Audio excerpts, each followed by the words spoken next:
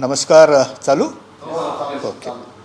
नमस्कार. गेल्या 24 तासामध्ये मुंबई शहर, उपनगर, ठाणे, नवी मुंबई या सर्व भागामध्ये मुसळधार ते अतिमुसळधार पावसाच्या नोंदी आलेल्या आहेत.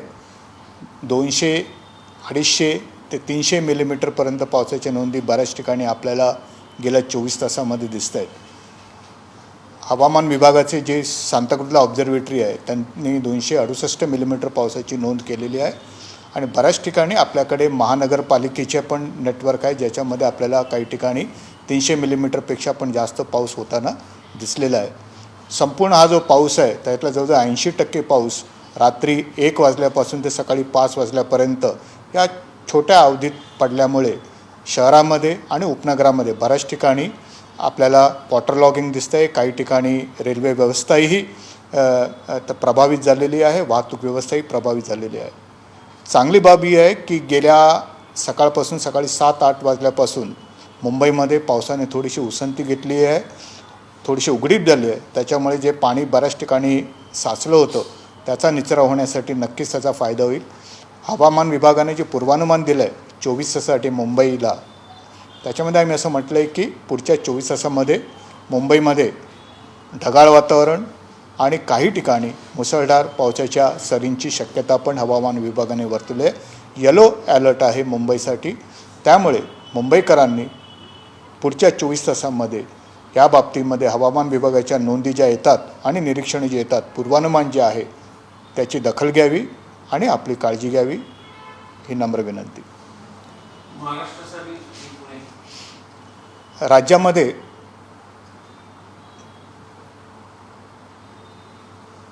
आपण गेल्या काही दिवसापासून असं बघतो की जूनमध्ये राज्यामध्ये पावसाने हवी तशी परफॉर्मन्स हवा तसा परफॉर्मन्स दिला नाही आहे. खास करून मध्य महाराष्ट्र, मराठवाडा आणि विदर्भामध्ये आपल्याला पावसाची आकडेवारी समाधानकारक नव्हती. पण सर्वसाधारणतः गेल्या एक आठवड्याभरामध्ये राज्यामध्ये आपण बघतो आहे की कोकण, मध्य महाराष्ट्र आणि विदर्भामध्ये मुसळधार ते अतिमुसळधार पावसाच्या नोंदी येत आहेत. जे घाट भाग आहेत, जिथे आपलं धरण क्षेत्र आहे त्या ठिकाणी पण आपल्याला चांगला पाऊस दिसतो आहे. कोकणामध्ये गेल्या 24 तासांमध्ये रत्नागिरी, सिंधुदुर्ग, रायगड, पालघर या सर्व भागामध्ये मुसळधार ते अतिमुसळधार पावसाच्या नोंदी आल्या आहेत. काही ठिकाणी आपल्याला परत एकदा 200 ते 300 मिलीमीटर पावसाच्या नोंदी पण आपल्याला गेल्या 24 तासामध्ये होताना दिसत आहेत. पुढच्या 24 तासासाठी हवामान विभागाने जे अलर्ट दिले आहेत किंवा पुढच्या 2 ते 3 दिवसासाठी जे अलर्ट दिले आहेत त्याच्यामध्ये कोकणामध्ये ऑरेंज अलर्ट आहे, घाट भागामध्ये ऑरेंज अलर्ट आहे. पण घाट भागामधले ऑरेंज अलर्ट जे आहेत, जसं पुणे, सातारा जे ऑरेंज अलर्ट आहे ते जे अलर्ट आहेत ते घाट भागासाठी आहेत, ते जिल्ह्यांसाठी नाही आहेत. त्याप्रमाणे तशी नोंद घ्यावी. कोल्हापूरसाठी 24 तासामध्ये रेड अलर्ट दिलेला आहे, तर कोल्हापूरमध्ये पाऊस अजून चांगला दिसण्याची शक्यता आहे. विदर्भामध्ये, पूर्व विदर्भामध्ये पण आपल्याला तशाच प्रकारचा वाढलेला पाऊस पुढच्या 24 ते 48 तासामध्ये दिसेल.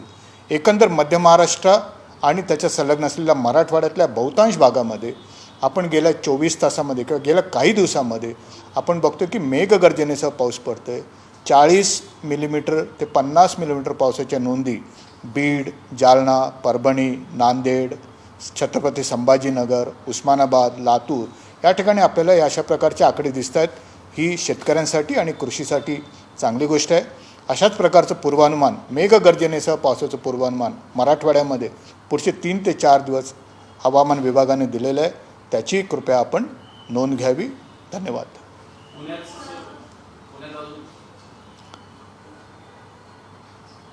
पुण्यामध्ये बऱ्याचदा माझ्याकडे मेसेजेस येतात की पुण्यामध्ये हवा तसा पाऊस पडत नाही आहे.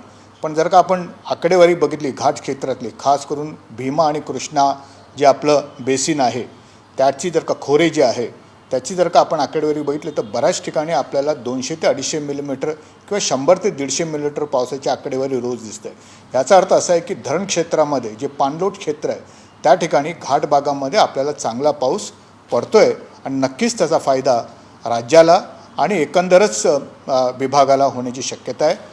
शहर विभाग पुणेमध्ये गेल्या जून महिन्यापासून ते आतापर्यंत तसा काही समाधानकार पाऊस पडला नाही आहे याची खंत बऱ्याच पुणेकरांना आहे.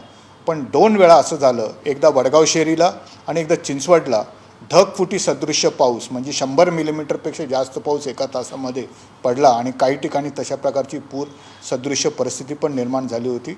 पण एकंदरच पुण्यामध्ये अजून चांगल्या पावसाची, शहर भागामध्ये अजून चांगल्या पावसाची गरज आहे आणि येणाऱ्या कालामध्ये तशा प्रकारचं पूर्वानुमान हवामान विभागाने पण दिलेलं आहे.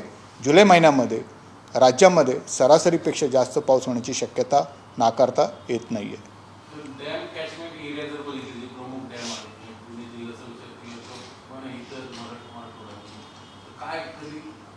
खूप चांगली आकडेवारी आहे. म्हणजे मला माहीत नाही, मी रोज ती वेबसाईटवरती टाकत असतो.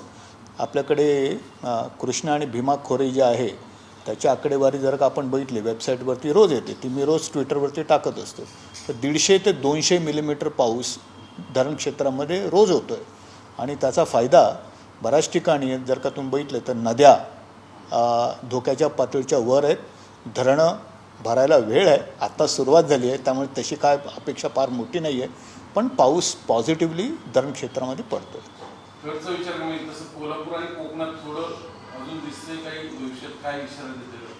संपूर्ण राज्यामध्ये पाऊस सरासरी इतका किंवा त्याच्यापेक्षा थोडासा जास्त आतापर्यंत पडलेला आहे. काही जिल्हे असे आहेत विदर्भातले आणि मराठवाड्यातले 1-2 जिल्हे सोडले तर बाकी ठिकाणी मला असं वाटतं की पाऊस समाधानकारक आहे, पण तो अजूनही चांगला तशाच प्रकारे असेल तर नक्कीच त्याचा फायदा शेतकऱ्यांना होण्याची शक्यता खूप चांगली आहे. सर, मुंबई आणि पनवेल तो पट्ट्यामध्ये MMRDA रिझल्टसाठी पुन्हा एकदा प्रेक्षकांसाठी काय तुम्ही आवाहन कराल पावसाचे? कारण काल पण पनवेल नवी मुंबईत झालं, नंतर आज मुंबई. मला असं वाटतं की महानगरपालिका मग ती ठाण्याची असेल किंवा मुंबईची असेल किंवा नवी मुंबईची असेल, मला असं वाटतं की त्यांचा भारतीय हवामान विभागाची जी कार्यालय आहेत मुंबई किंवा पुणे यांच्याशी त्यांचा चांगला संबंध आहे. जे आकडेवारी आहे त्याची रिअल टाईममध्ये देवाणघेवाण होत असते. जे 24 तासाचं पूर्वानुमान आहे शहरासाठी, जे दर 6 तासांनी अपडेट होतं, त्याचबरोबर नावकास्ट जे पुढच्या 3 ते 4 तासामध्ये रडार आणि उपग्रहाद्वारे मिळणाऱ्या छायाचित्राद्वारे दिलं जातं, या सर्वांची माहिती ऑनलाईन वेबसाईटवरती आहे, मौसम ॲपवरती आहे, दामिनीवरती आहे. त्याचबरोबर मुंबई लाईव्ह हे पण आपले एक ॲप आहे ज्याच्यामध्ये आपल्याला जवळजवळ मुंबई आणि त्याच्या आजूबाजूच्या परिसरातली जवळजवळ 100 रेनफॉल स्टेशन जे आहेत दर 15 मिनटाचा डेटा त्याच्यावरती अपडेट होत असतो आणि तो डेटा त्याच्यावर उपग्रहाद्वारे मिळणारे छायाचित्र, लोकेशन स्पेसिफिक फोरकास्ट, ही माहिती सतत त्या ॲपद्वारे दिली जाते. मला असं वाटतं की हे जे ॲप आहे मुंबईकर ह्याचा फायदा नक्कीच घेत असतील. जर का नसेल तर ते ॲप डाउनलोड करा आणि आपलं जे प्लॅनिंग आहे दिवसाचं किंवा पुढच्या काही तासाचं प्लॅनिंग जरी असेल तर नक्कीच मला असं वाटतं की अशा प्रकारची जी ॲप आणि माहिती आहे त्याचा वापर नक्कीच करण्याची गरज आहे असं मी म्हणेन. मुंबईत पहिल्यांदा ह्या सीझनमध्ये 300 मिलीमीटरपेक्षा जवळपास जास्त पाऊस पडलेला आहे, तर हा विक्रमी आहे की कसं? सर्वसाधारणतः जुलै महिना जो आहे त्याच्यामध्ये ज्यावेळी मुंबईमध्ये ऑनसेट झाला जून महिन्यामध्ये 9 जूनच्या आसपास, त्यावेळी दुपारी बरगतचं ऊन होतं. मला असं वाटतं बऱ्याच लोकांनी मला ट्विटरवरती आणि सोशल मीडियावरती मला काही प्रश्न विचारले की हवामान विभागाने मुंबईत पाऊस दाखल झाला असं म्हटलं आहे, पण कडक ऊन आहे, काय प्रकार काय? आणि संध्याकाळनंतर जो पाऊस झाला त्या दिवशी तो 200 मिलीमीटर पाऊस बऱ्याच ठिकाणी नोंदवला गेला. तर हवामान जे आहे हे जे विषुववृत्तीय प्रदेशामध्ये आपण जिथे राहतो तर अशा ठिकाणी अशा प्रकारच्या तीव्र बदलांची शक्यता नाकारता येत नाही आहे.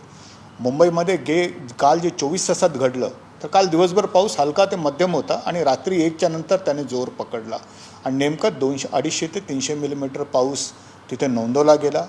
मला असं वाटतं की जे आपदा नियंत्रण विभाग आहे राज्याचं आणि बृहन्मुंबई महानगरपालिकेचं आणि हवामान विभाग यांच्याबरोबर आपले हॉटलाईन्स आहेत, SMS आहे आणि ईमेलद्वारे, टेलिफोनद्वारे बऱ्याचशा प्रकारे हवामान विभाग ह्या सर्वांशी संपर्कात असतं. मग ते मंत्रालय असू दे किंवा तिकडचे अधिकारी असू दे, तर संपूर्णपणे संपर्कात असल्या कारणाने बऱ्याच चांगल्या प्रकारची माहितीची देवाणघेवाण होते, ज्याच्याने निर्णय घेताना त्याचा फायदा नक्कीच त्यांना होतो. मुंबईत आज भरती पण आहे 2 वाजता त्याचं आणि पुढच्या भविष्यात काय आहे की कारण मुंबई जे आहे, तुमचे प्रश्न खूप चांगले असतात. मुंबई हा किनारपट्टीचा भाग आहे आणि ज्यावेळी मान्सून सुरू होतं त्यावेळी पुढच्या 120 दिवसांमध्ये म्हणजे 1 जून ते 30 सप्टेंबरपर्यंत रोज किती भरती येणार, त्याची उंची किती असेल, किती वाजता येणार, या सर्व प्रकारच्या नोंदी हवामान विभागाकडे येतात.